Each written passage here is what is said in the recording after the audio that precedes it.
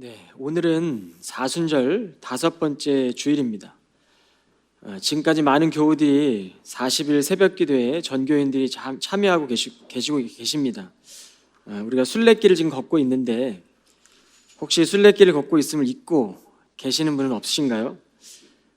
십자가를 지신 그리스도를 이 40일이라는 시간 동안에 우리가 묵상하고 또 깊이 생각하는 시간들입니다.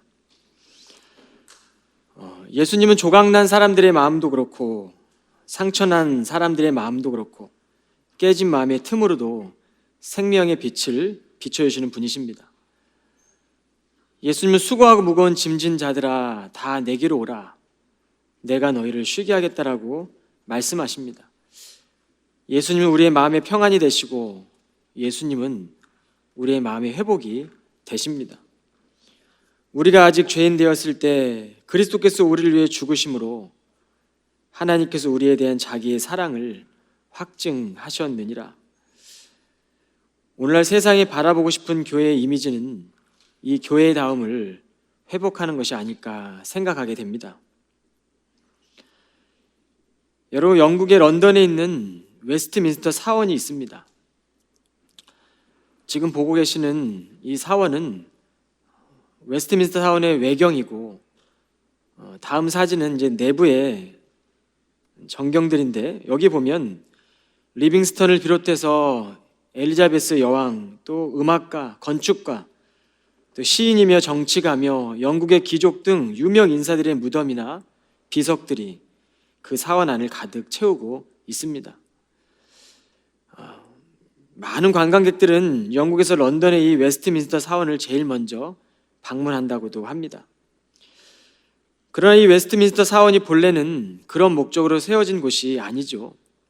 그곳은 하나님을 예배하는 예배당입니다. 사람들은 그 안에 들어가서 자기가 알고 있는 유명한 사람들을 확인하고 싶어 하지만 정작 그 예배당이 세워지게 역사하신 하나님께는 무관심합니다. 이것이 오늘날 교회의 다움을 잃어버린 모습이 아닐까 생각하게 됐습니다. 오늘 본문의 말씀인 로마서를 기록하던 시기에는 기독교의 교리나 또 신학의 체계가 아직 형성되지 않았던 시기입니다. 그러나 여러 세기를 거쳐오면서 역사적으로 하나님의 말씀인 성경을 바르게 이해할 수 있는 신학적 체계가 형성되었죠. 특히 감리교회는 성서와 이성, 또 전통과 경험이라는 4가지의 표준을 삼고 신앙의 깊은 뿌리를 내렸습니다. 다시 말하면 영적인 예배라는 것은 성서적 예배이고 전통적 예배이며 경험적 예배이고 이성적 예배입니다. 근데 우리는 교회에서 영적인 예배에 예배 앞에 다른 수식어를 붙일 때 아직은 좀 낯설어 하는 것 같습니다. 이 표현들은 대립적인 것이 아닙니다. 하나님은 우리의 경험을 통해 십자가를 깊이 체험하게 하시고 우리의 이성을 통해 진리를 탐구하게 하시죠. 특별히 존 웨슬리는 고전을 많이 사랑했는데 기독교 관련된 책들을 많이 읽었고 웨슬리가 200여 권의 고전을 출판하기도 했습니다. 무엇보다 성경이 그리스도인의 삶의 표준이 된다는 것은 더 말할 필요조차 없습니다. 바울은 로마서 12장을 시작하며 너희 몸을 기뻐하시는 거룩한 산 제사로 드리라 라고 말씀합니다. 이것이 너희가 드릴 영적 예배니라. 여러분이 영적 예배를 영적이라는 뜻을 번역하면 헬라어로 로기켄인데 이 로이코스에서 나온 말입니다. 그 뿌리는 로고스이죠. 이 단어의 영어의 뜻은 리즈너블인데 여러분 잘 아시지 합리적, 이성적이라는 뜻을 지녔습니다. 우리가 영적으로 예배 드린다는 것은 합리적으로나 이성적으로나 진리를 탐구할 때 성령께서 우리를 깨닫게 해주시는 놀라운 경험이 있는 것이죠. 이것이 바로 2000년 동안에 전통적으로 우리의 믿음의 선조들이 드려왔던 예배였습니다. 오늘날 시대는 이런 여러 가지 지성들은 넘쳐납니다. 그런데 우리는 지성과 이성은 구분해야 합니다. 지성으로는 성서적 지식을 채울 수는 있으나 진리의 경험까지는 나아가지 못합니다. 영적 경험은 우리가 이성적으로 성경을 탐구하고 그 진리를 향해 깊이 나아갈 때 성령을 통해서 구원의 진리를 깨닫게 하시고 날 위해 우리 주님께서 십자가에 달려 돌아가셨구나. 그 2000년 전의 사건이 오늘 우리의 마음 가운데 경험되어지는 것, 놀라운 사건입니다. 그래서 성도들은 몸을 값진 제물로 드리는 것인데, 이 몸이라는 헬라어의 소마는 삶의 전 인격을 드리라는 뜻입니다. 마음의 의지, 또 우리의 소유와 능력, 감정과 재능까지 모두를 다 드리는 것이 바로 몸을 뜻하는 소마, 전인격을 드리는 그 놀라운 하나님의 말씀이죠. 우리가 주일날 교회에 나와서 예배드리고 봉사하는 일은 삶 전체를 하나님과 연결해서 섬기는 삶을 확인하는 자리입니다. 그리스도인들은 몸 안에 성령님께서 내주하고 계십니다. 우리의 몸은 예수 그리스도의 지체입니다. 그러므로 전인격적인 몸에 대한 자기 통제가 바로 하나님께 산 제물로 드려지는 행위입니다. 약한 자가 어려움에 처해 있을 때 그럴 의무가 없음에도 불구하고 우리 마음 안에 십자가를 생각할 때 자발적으로 사랑으로 행동하게 되는 이 놀라운 일들이 바로 하나님의 사랑 헤세드가 아니겠습니까? 어떤 점에서 교회를 열심히 다니는 것 쉽습니다. 때로는 교회에서 나의 마음을 살리고 명예심을 얻을 수 있고 종교적인 위안을 얻을 수도 있습니다. 그러나 우리의 삶의 전체를 하나님께 드리는 것은 매우 어렵습니다. 교회를 섬기는 일도 형식적으로 할 수 있죠. 자기의 삶의 전체를 드리는 일 온전히 드리지 않아도 누구도 잘 알 수 없습니다. 그러나 하나님은 아십니다. 이런 점에서 바울은 기독교의 신앙을 철저하게 삶 속에서 규정하고 있습니다. 바울은 오늘 본문을 통해 그리스도인의 새로운 삶에 대해서 말씀을 합니다. 첫째로, 한 마음이 되기 위해 스스로 지혜로운 척 하지 않는 것입니다. 오늘 말씀해 보면 서로 한 마음이 되십시오. 교만한 마음을 품지 마십시오. 하찮아 보이는 사람들과도 기꺼이 사귀십시오. 스스로 지혜 있는 척 하지 마십시오. 여러분, 지혜가 무엇입니까? 지혜는 여호와 하나님을 경외하는 것입니다. 지혜는 하나님이 싫어하는 악을 미워하는 것입니다. 지혜는 하나님께서 허락하신 성경의 말씀을 더욱 사랑하는 것입니다. 오늘 바울은 그 말을 한 마음이 되라, 교만한 마음을 품지 말라, 때때로 하찮아 보이는 사람들에게도 기꺼이 우리 마음에 품을 내어주고 스스로는 지혜로운 척하지 말라는 것입니다. 우리는 모두가 하나님의 용서가 필요한 사람들 아닙니까? 하나님의 사랑을 경험한 성도들은 스스로 지혜로운 척 할 수 없습니다. 여러분, 필로소피라는 말 들어보셨죠? 철학이라는 뜻입니다. 그런데 이 필로소피는 헬라어 원어에 보면 사랑이라는 필레오와 지혜라는 소피아가 결합되어 구성된 합성어입니다. 인간이 누구인지를 다루고 있는 심도 깊은 학문이 바로 철학 아닙니까? 그런데 철학을 깊이 연구하면 연구할수록 인생의 길이 보이는 것이 아니라 허무해지고 답이 없는 것 같고 공허해지는 것이 바로 인간이 만들어낸 이 철학이라는 학문이죠. 그런데 예수님은 스스로 지혜롭다고 믿는 자들에게 역설적인 말씀을 하십니다. 누가복음 10장 21절의 말씀인데, 천지의 주제이신 아버지여, 이것을 지혜롭고 슬기 있는 자들에게는 숨기시고 어린아이들에게는 나타내심을 감사하나이다. 옳소이다, 이렇게 된 것이 아버지의 뜻이니이다. 여러분, 지혜로운 사람은 그러므로 악을 멀리합니다.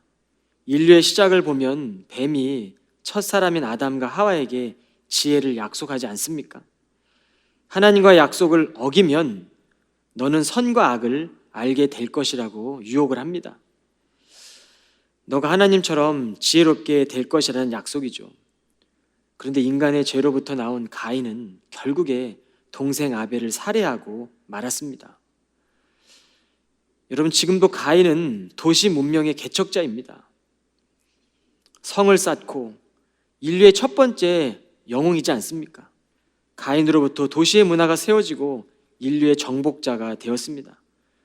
그러나 하나님의 시선에는 영웅이 아니라 가인의 삶은 실패자였습니다.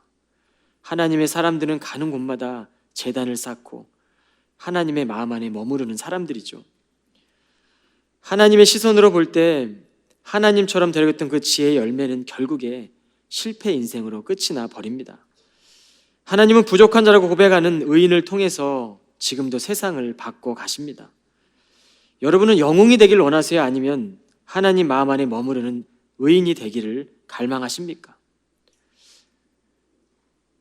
여러분, 우리가 하나님의 자녀라면 스스로 지혜 있는 척하면 안 되죠.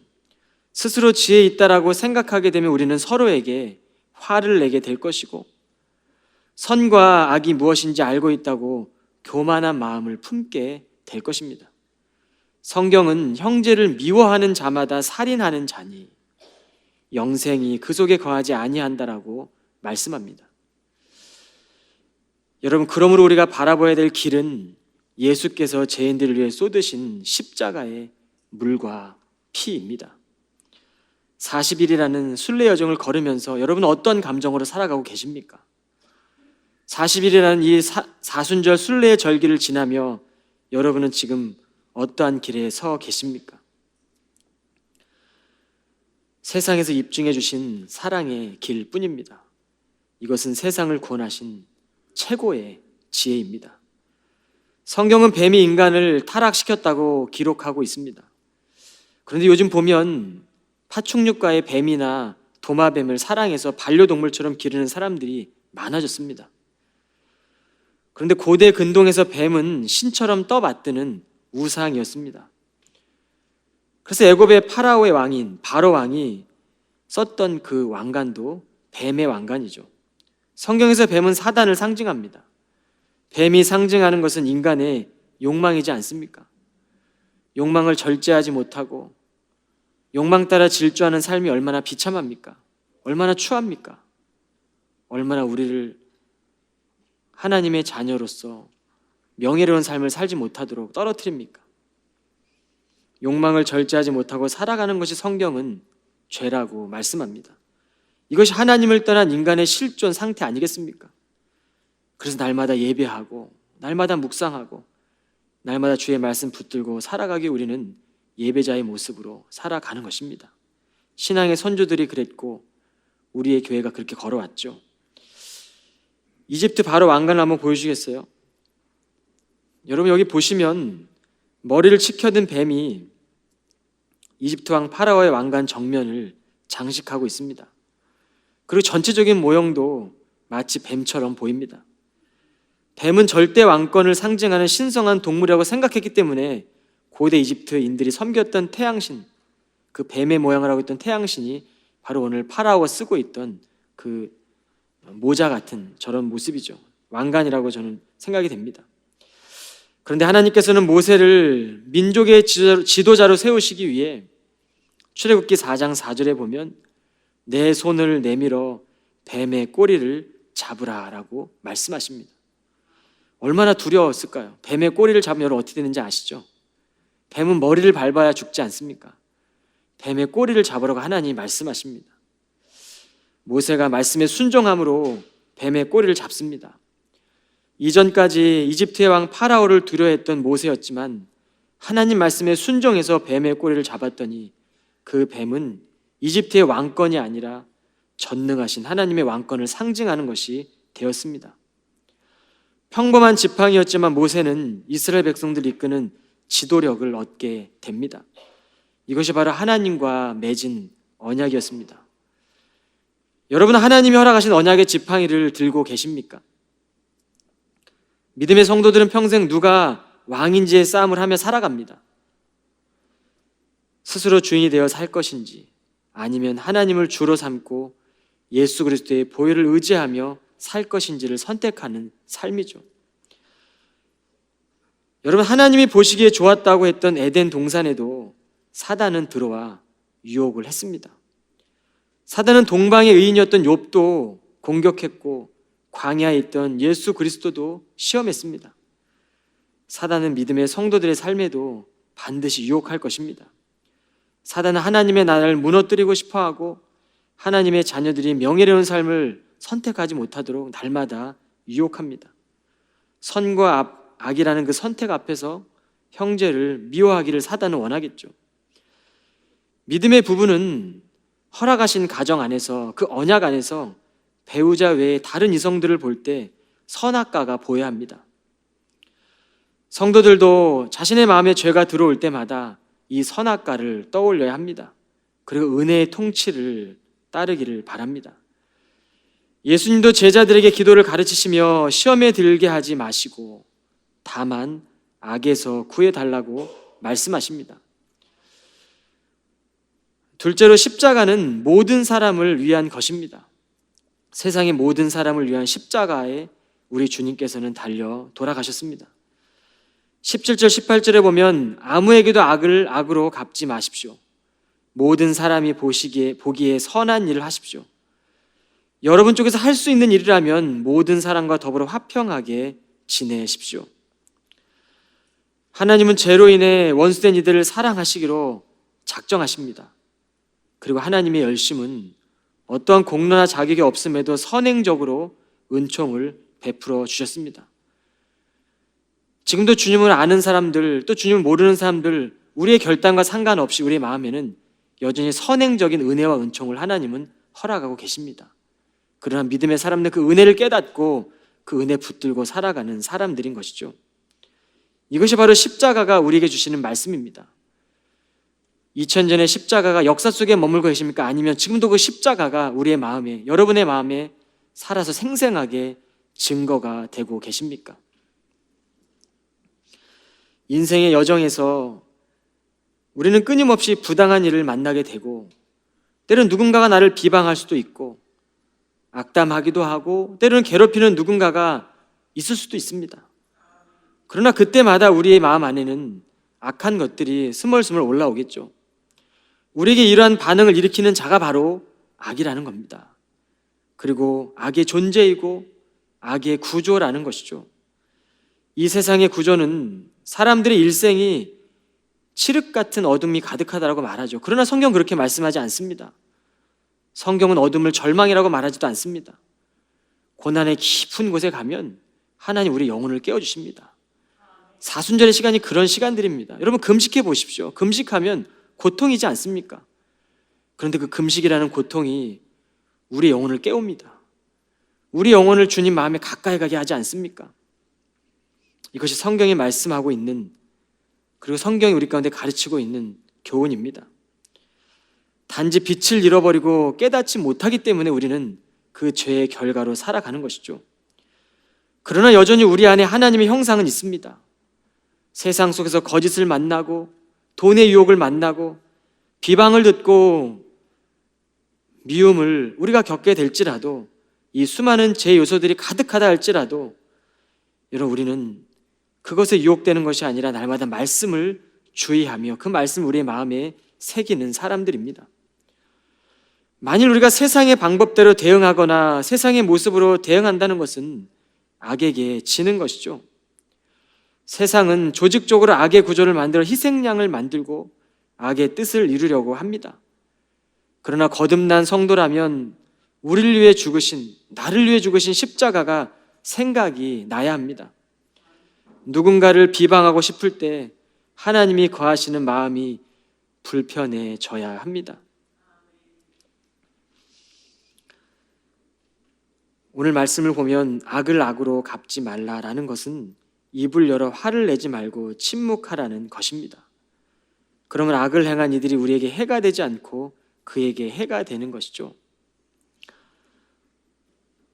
여러분, 사단은 믿음의 자녀들도 악인으로 만들려고 호시탐탐 우는 사자처럼 다니며 삼킬 자를 찾고 있다고 말씀합니다.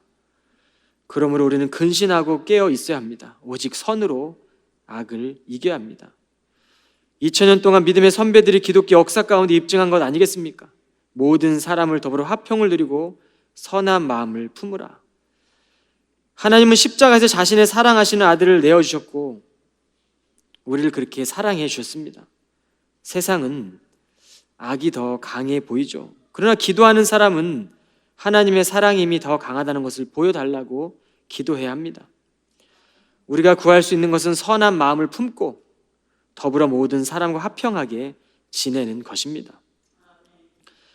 구약 성경에 보면 평화를 뜻하는 샬롬은 완전하다, 온전하다는 뜻을 지닌 실람이라는 동사의 명사형입니다.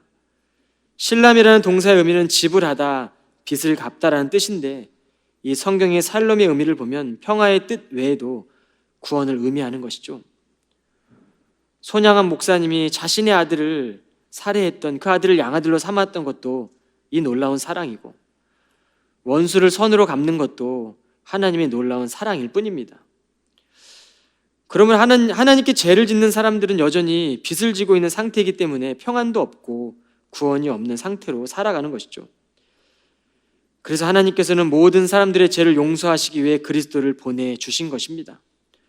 그리스도 안에서 우리는 하나님과의 온전한 관계의 회복이 있게 되는 것이죠.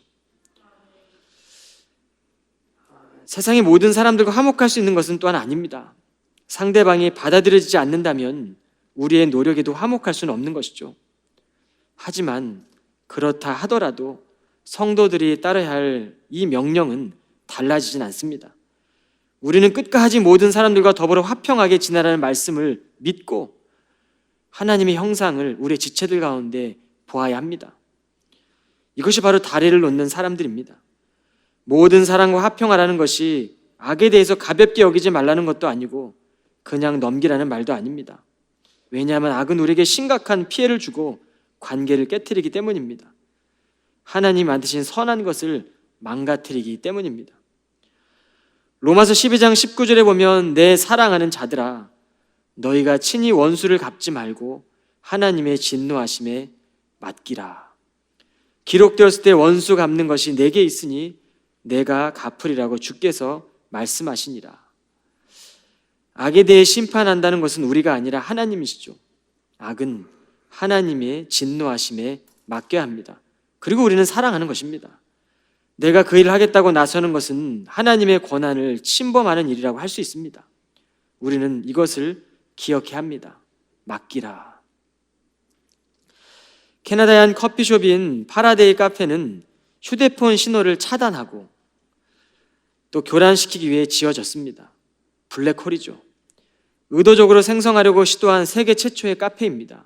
그 소유자는 엔지니어와 협력하여 상점 주변에 외부 신호를 차단하기 위해 이 패러데이 케이지에 알려진 것으로 만들었습니다. 이 소유자인 줄리안 토마스는 디지털 기술이 너무 빨리 발전하고 사람들이 사용에 대한 에티켓이나 윤리에 대한 생각할 기회조차 실제로 없다고 느꼈기 때문에 오늘 이 토마스는 고객이 지속적인 인터넷 없이도 일상생활이 어떤 것인지 느낄 수 있도록 돕고 싶었다고 말합니다. 여러분, 이제 우리의 생각이 너무 빨라지고 우리의 시대가 너무 빨리 변하고 있습니다. 믿음으로 살아가는 일들도 또 믿음으로 살아가는 이들로부터 오늘 우리는 나쁜 말이 끊겨져야 되지 않겠습니까? 흘러다니는 죄가 우리로부터 끊어져야 되지 않겠습니까? 우리가 마스크를 쓰는 이유도 이 팬데믹 가운데 나로부터 이 전염병이 끊어지기를 원하기 때문에 마스크를 쓰는 것 아닙니까? 우리가 믿음 생활하는 것도 나로부터 하나님 죄가 끊어지고 선한 영향력으로 설 수 있는 그런 하나님의 자녀가 되길 원한다라고 우리가 그렇게 고백하는 사람들 아닙니까? 여러분의 마음 안에 있는 불안과 불신과 근심과 공허함 가운데 그리스도를 믿는 믿음을 채우십시오. 그러면 세상 가운데 여러분은 선한 영향력을 끼치는 그리스도의 제자가 될 것입니다. 셋째로, 하나님 이해할 수 없는 방법으로 일하십니다. 20절에 보면 여러분 이렇게 하십시오. 원수가 먹을 것이 없어 굶고 있으면 먹을 것을 주고 목말라 하면 마실 것을 주십시오. 그렇게 하는 것은 그의 머리에 숯불을 쌓는 것이기 때문입니다. 악에게 지지 말고 선으로 악을 이기십시오. 원수의 머리에 숯불을 쌓으라는 말씀은 원수가 먹을 것이 없고 굶고 있으면 먹을 것을 주고 목말라 하고 있으면 마실 것을 주라는 것입니다. 그렇게 숯불을 머리에 쌓으라는 것입니다. 성도들의 선한 영향력의 이런 행위들이 원수로 하여금 심적 고통을 느끼게 해서 회개케 한다는 것이죠. 우리의 마음 안에는 누구나 다 교만이 있습니다. 피 속엔 욕망이 있고 혈기가 있고 뼛속에 교만이 있습니다. 살 속에 욕심이 있죠. 죄성을 향한 끌림이 우리 안에 다 있습니다. 그러나 그리스도인들은 세상을 향해 바라볼 때, 또 형제를 향해 바라볼 때 미워하는 것이 아니라 행하실 일들을 바라보며 우리는 하나님의 자녀의 손과 발의 역할을 감당하는 지체들이 되어야 될 것입니다. 그렇게 성도들은 우리의 손에 피를 묻히지 말라는 것이죠. 하나님이 나를 위해 일하신다는 믿음이 있다면 우리는 이해할 수 없는 하나님의 방법을 끝까지 신뢰하고 따라야 합니다. 요즘 세상에 보면 수많은 공식들이 참 많더라고요. 제가 인터넷에 찾아봤더니 성공의 공식, 성공의 법칙, 성공의 법칙의 8가지, 성공의 이것만 알면 성공한다. 공부의 비결을 알면 명문대에 들어갈 수 있다. 다 법칙을 이야기하는 건 아닙니까? 세상의 공식, 수학자를 알면 공식이 보인다. 정말 보일까요? 이뿐만 아니라 요즘에는 음식을 만드는 레시피 공식도 다양한 채널을 통해 소개되고 있습니다. 수많은 인생의 비법을 알려주는 공식들이 지금도 쏟아져 나옵니다. 그만큼 세상은 빠르게 변화되고 있는 증거입니다. 근데 저는 여러분에게 한 가지 공식을 소개하고 싶습니다. 우리 하나님이 일하셨던 공식입니다.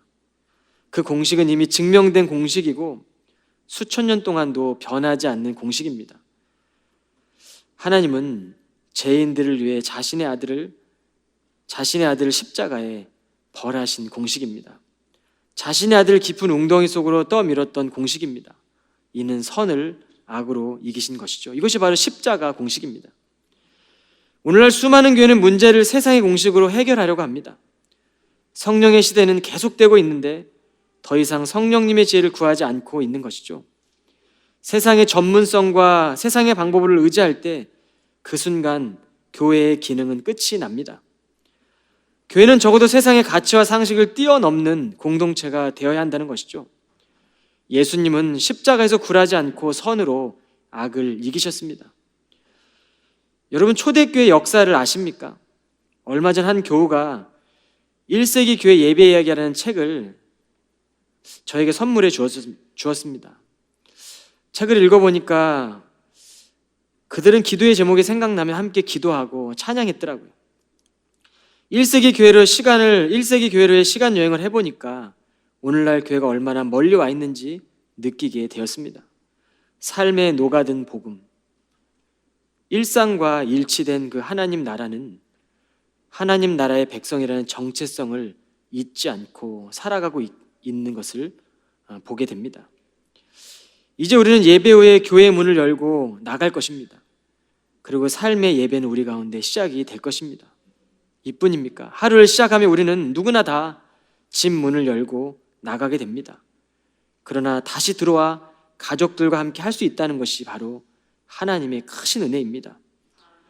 이것을 기억하는 것이 그리스도인의 하루하루 살아가는 정체성입니다.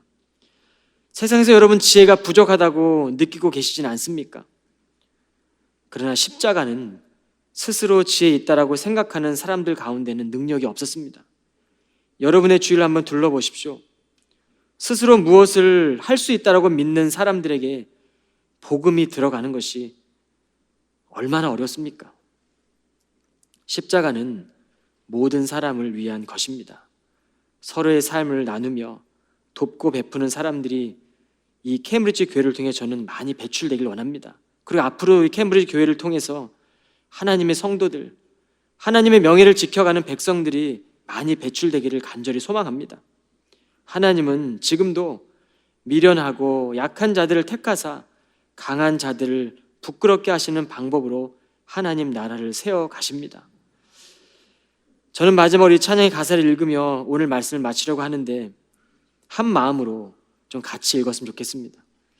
제가 시작하면 읽으셔야 됩니다. 시작.